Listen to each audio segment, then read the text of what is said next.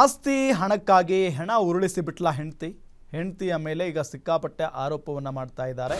ಯಾರು? ಮೃತ ಯೋಧನ ತಂದೆ ತಾಯಿ ಗಂಭೀರವಾದಂತ ಆರೋಪವನ್ನ ಮಾಡ್ತಾ ಇದ್ದಾರೆ. ಇನ್ಶೂರೆನ್ಸ್ ಹಣಕ್ಕೆ, ಆಸ್ತಿ ಮತ್ತು ಹಣಕ್ಕಾಗಿ ತನ್ನ ಹೆಂಡತಿನೇ ತನ್ನ ಗಂಡನ ಪ್ರಾಣವನ್ನ ತೆಗೆದುಬಿಟ್ಟಿದ್ದಾಳೆ ಅನ್ನೋದು ಆ ಯೋಧನ ತಂದೆ ತಾಯಿಯ ಆರೋಪ. ಅಣ್ಣನ ಜೊತೆಗೆ ಸೇರಿಕೊಂಡು ಕೊಲೆ ಮಾಡಿದಾಳೆ ಈಕೆ. ಗ್ಯಾರಂಟಿ ನ್ಯೂಸ್ ಬಳಿ ಮೃತ ಯೋಧನ ಹೆತ್ತವರು ಅಳಲನ್ನ ತೋಡ್ಕೊಳ್ತಾ ಇದ್ದಾರೆ. 5 ತಿಂಗಳ ಹಿಂದೆ ಶವವಾಗಿ ಪತ್ತೆಯಾಗಿದ್ದ ಯೋಧ ತಾರೇಶ್. ಶಿಗ್ಗಾವಿಯ ಹೊರವಲಯದಲ್ಲಿ ಯೋಧನ ಶವ ಪತ್ತೆಯಾಗಿತ್ತು. ಕೊಲೆ ಮಾಡಿ ಬಿಸಾಕಿ ಹೋಗಿದ್ದಾರೆ ಅಂತ ಪೋಷಕರು ಆರೋಪವನ್ನ ಮಾಡಿದ್ರು. ಆಸ್ತಿ ಹಣಕ್ಕಾಗಿ ಸೊಸೆ ಕೊಲೆ ಮಾಡಿದ್ದಾಳೆ ಅಂತ ಪೋಷಕರು ಆರೋಪವನ್ನ ಮಾಡ್ತಾ ಇದ್ದಾರೆ. ತಿಥಿ ಕಾರ್ಯಕ್ಕೂ ಸೊಸೆ ದಿವ್ಯಾ ಬಂದಿಲ್ಲ ಅಂತ ಹೇಳಿ ಮಾತನಾಡಿದ್ದಾರೆ. ನ್ಯಾಯ ಸಿಗ್ತಾ ಇಲ್ಲ ಅಂತ ಮೃತ ಯೋಧನ ಹೆತ್ತವರು ಅಳಲನ್ನ ತೋಡ್ಕೊಂಡಿದ್ದಾರೆ. ಎತ್ತ ನ್ಯಾಯಕ್ಕಾಗಿ ಹೋರಾಡುತ್ತಿದ್ದೇನೆ ಅಂತ ಪತ್ನಿ ದಿವ್ಯಾ ಹೇಳ್ತಾ ಇರೋದು. ಯೋಧನ ಸಾವಿನ ಸುತ್ತ ಇದೀಗ ಸಿಕ್ಕಾಪಟ್ಟೆ ಅನುಮಾನ. ನೋಡಿ, ಒಂದು ಕಡೆ ಯೋಧ ತಾರೇಶ್ 6 ತಿಂಗಳ ಹಿಂದೆ ಶವವಾಗಿ ಪತ್ತೆಯಾಗಿದ್ರು. ಸೊ ಏನಾಯಿತು ಅಂತ ಹೇಳಿ ಸಾಕಷ್ಟು ಪ್ರಶ್ನೆ ಇತ್ತು. ತನಿಖೆ ಕೂಡ ನಡೀತಾ ಇದೆ. ಈಗ ಏಕಾಏಕಿಯಾಗಿ ಯೋಧನ ತಂದೆ ತಾಯಿ ತನ್ನ ಸೊಸೆಯ ಮೇಲೇನೆ ಆರೋಪವನ್ನು ಮಾಡ್ತಾ ಇರೋದು ನಾವು ಗಮನಿಸ್ತಾ ಇದ್ದೀವಿ. ಇನ್ಶೂರೆನ್ಸ್ ಹಣಕ್ಕಾಗಿ ಆಕೆನೇ ನಮ್ಮ ಮಗನನ್ನು ಕೊಂದು ಹಾಕಿದಾಳೆ ತನ್ನ ಅಣ್ಣನ ಜೊತೆ ಸೇರಿ ಅನ್ನೋ ನಿಟ್ಟಿನಲ್ಲಿ ಈಗ ಮೃತ ಯೋಧನ ತಂದೆ ತಾಯಿಗಳು ಮಾಡ್ತಾ ಇರುವಂಥ ಆರೋಪ ಅಂತ ಹೇಳ್ತಾರೆ. ಅವ್ನು ಕುಡಿಯೋದು ನಿಮಗ ಎಲ್ಲಿ ಆ ಕಡೆ ಎಲ್ಲೂ ಹೋಗ್ತಿಲ್ಲ. ಅವ್ನಿಗೆ ಯಾರು ಸ್ನೇಹಿತರು ಇಲ್ಲ. ಈ ಕಡೆ ಕೊಡುತ್ತೇನೆ ಅಂತ ಹೇಳ್ತಾರೆ. ಅವ್ನು ಕುಡಿಯೋದು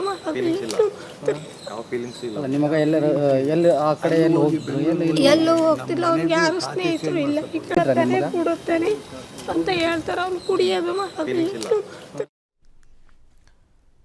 ಇನ್ನು ಇದೇ ವಿಚಾರಕ್ಕೆ ಸಂಬಂಧಪಟ್ಟಂತೆ ನಮ್ಮ ಹಾವೇರಿ ರಿಪೋರ್ಟರ್ ರಮೇಶ್ ಆ ಮೃತ ಯೋಧನ ತಂದೆ ತಾಯಿಯನ್ನ ಮಾತನಾಡಿಸಿದ್ದಾರೆ. ಅವರು ಏನು ಹೇಳಿದ್ದಾರೆ ಈ ಸಂದರ್ಭದಲ್ಲಿ ನೋಡೋಣ ಬನ್ನಿ. ತಿಂಗಳ ಹಿಂದೆ ಸಿಗ್ಗಾವಿ ತಾಲೂಕಿನ ಹೊರವಲಯದಲ್ಲಿ ರಾಷ್ಟ್ರೀಯ ಹೆದ್ದಾರಿ ಬಳಿ ಒಂದು CRPF ಯೋಧ ಮತ್ತು ASI ಗ್ರೇಡಲ್ಲಿರುವಂತಹ ತಾರೇಶ್ ಎಂಬ ಅರಸೀಕೆರೆ ಮೂಲದ ಯೋಧ ಅಲ್ಲಿ ಬಂದು ಸಾವನ್ನಪ್ಪಿರ್ತಾನೆ. ಆದರೆ ಆ ಸಾವಿಗೆ ಈಗ ಅವರ ಕುಟುಂಬಸ್ಥರು ಅನುಮಾನಗಳನ್ನು ವ್ಯಕ್ತಪಡಿಸ್ತಾ ಇದ್ದಾರೆ. ಸ್ವತಃ ಆ ಅನುಮಾನ ಬೇರೆ ಯಾವುದ್ರ ಮೇಲೂ ಇಲ್ಲ, ಸ್ವತಃ ಮುದ್ದು ಸೊಸೆಯಾಗಿರ್ತಕ್ಕಂಥ ಅವನ ಹೆಂಡತಿ ಮೇಲೆ. ಸೊ ಹೀಗಾಗಿ ಸಂಬಂಧಿಕರು ಕೂಡ ಇಲ್ಲಿ ಇರುವಂಥದ್ದು ನಾನು ಮಾತನಾಡಿಸ್ತಾ ಹೋಗ್ತೀನಿ. ಎದೆಯುದ್ದ ಬೆಳೆದಿರ್ತಕ್ಕಂಥ ಮಗ, ಆಮೇಲೆ ಮೊಮ್ಮಗ ಬೇರೆ ಇದ್ದ, ಹೌದ್ರೆ? ಸೊ ಮಗನ ಕಳ್ಕೊಂಡು ನಿಮ್ಗೆ ಯಾವ ರೀತಿ ದುಃಖ ಆಗ್ತಾ ಇದೆ? ಒಳ್ಳೆ ಸೊಸೆ ಅಂತ ಹೇಳ್ತಾ ಇದ್ರಿ, ನಿಜವಾಗೂ ಕೂಡ ಸೊಸೆ ಈ ರೀತಿ ಮಾಡೋದಕ್ಕೆ ಸಾಧ್ಯತೆ ಇದೆಯಾ? ಯಾಕೆ ಮಾಡಿದ್ಲು ಅಂತಂದರೆ, ಅವಳು ನೆಡ್ತೆ ಹುಡ್ಕಕ್ಕೆ ಅಂತ ಹೊರಟ್ರು. ಹಿಂಗೆ ಎಲ್ಲ ಸಂಜೆ ಎಲ್ಲ ಚರಂಡಿ ಇಲ್ಲಿ ನೋಡ್ರಿ, ಅಲ್ಲಿ ನೋಡ್ರಿ, ಇಲ್ಲಿ ನೋಡ್ರಿ. ಈಗ ಕುಡಿದು ಬೀಳೋನಾದರೆ ಚರಂಡಿ ಕಾಲೇವು ಅದು ಇದು ನೋಡಬೇಕು. ನಮಗೆ ಇವ್ರು ಮೊದಲೇ ಅಣ್ಣ ತಂಗಿ ಜೊತೆಯಾಗಿ ಏನೋ ಮಾಡಿ ತಾಂಡೋಗಿ ಹಾಕಿದ್ದಾರೆ ಅಂತ ಅನುಮಾನ. ಮೊದಲೇ ನಿಮ್ಮ ಮಗನ ಮೇಲೆ ಈ ಮಗ ಇಲ್ಲಮ್ಮ, ಕಳ್ಕೊಂಡ್ಬಿಟ್ಟಿದ್ದೀರಿ. ಹೌದು.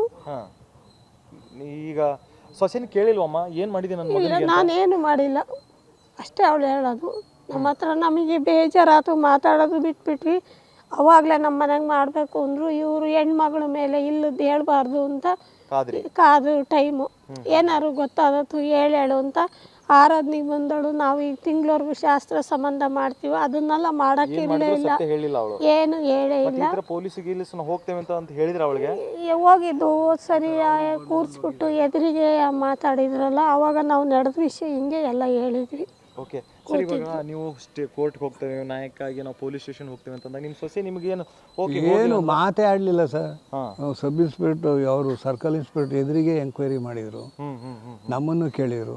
ಅವಾಗ ನಾವು ಹಿಂಗೆ ಅಂತಾನೆ ಹೇಳ್ದು. ಏನಂದ್ರೆ ಅವಾಗ ಎನ್ಕ್ವೈರಿ ಮಾಡಿದಾಗ ಯಾರು ಅವರು ಎನ್ಕ್ವೈರಿ ಮಾಡಿದಪ್ಪ ನಿಮ್ಮ ಸೊಸೆ ಏನಂದ್ರೆ? ಸೊಸೆ ಮಾತೇ ಆಡಲಿಲ್ಲ, ಏನು ಮಾತಿಲ್ಲ, ಉಸಿರೇ ಇಲ್ಲ. ಅವ್ರ ಅಣ್ಣನೂ ಇದ್ದ ಜೊತೆಲಿ, ಅವ್ರ ಅಣ್ಣನೂ ದೊಡ್ಡ ಅನುಮಾನ. ಅವ್ರ ಅಣ್ಣನೂ ಅಷ್ಟೇ ಮುಂದೆ ಮಾತಾಡಲಿಲ್ಲ.